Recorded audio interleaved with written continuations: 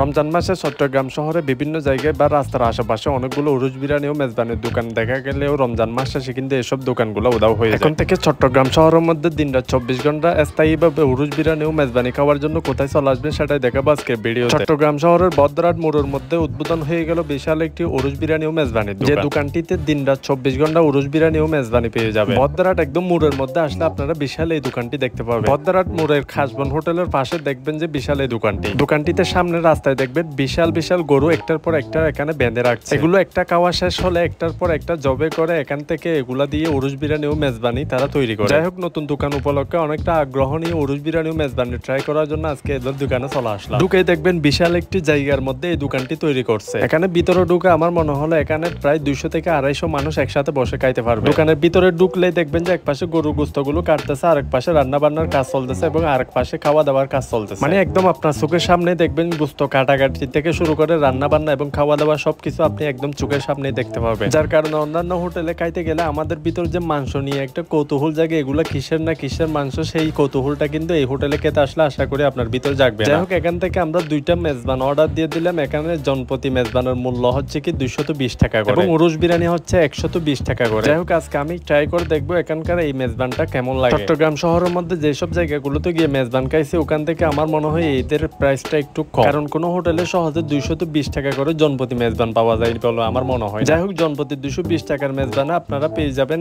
1 বাটি মাংস এবং 1 বাটি ডাল। প্রত্যেকটা থেকে একটু একটু করে নিয়ে খাওয়া শুরু করলাম, কিন্তু খাওয়ার পর আমি একটু হতাশ হয়ে গেলাম। যতটা ভালো হবে বলে আশা করছিলাম ততটা কিন্তু পাই না। বলতে গেলে মেজবানি মাংসের মধ্যে যেটা মেজবানির একটা স্বাদ থাকে আলাদা, ওই স্বাদটা কিন্তু তাদের মধ্যে পাই না। হয়তোবা নতুন দোকান তাই বস্তির রান্নার মধ্যে হয়তোবা একটু গোলমাল হয়, কিন্তু ওদের সার্ভিস এবং বিশাল এই পরিষ্কার পরিচ্ছন্ন পরিবেশ দেখে আমার খুবই ভালো লাগে। মেজবানি শেষ করে ওদের কাছে পেয়ে যাবেন মালাই চা, চাইলে এই চাটি ট্রাই করতে পারেন। যাই হোক, বন্ধু বান্ধব এবং ফ্যামিলি নিয়ে দিনরাত 24 ঘন্টা উরুজ বিরিয়ানি ও মেজবানি খেতে মন চাইলে চলে আসতে পারেন বদ্রাটের এই দোকানটি। আর যারা ইতিমধ্যে গিয়ে খেয়েছেন তাদের কাছে মেজবানিটা কেমন লাগছে অবশ্যই কমেন্টে জানাবেন।